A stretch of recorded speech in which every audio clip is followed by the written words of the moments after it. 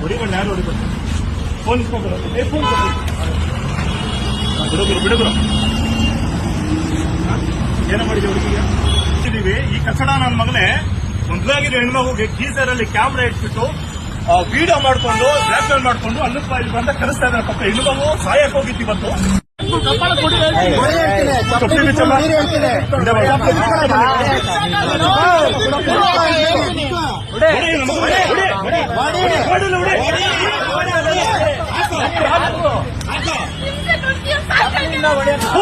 ಕಚಡ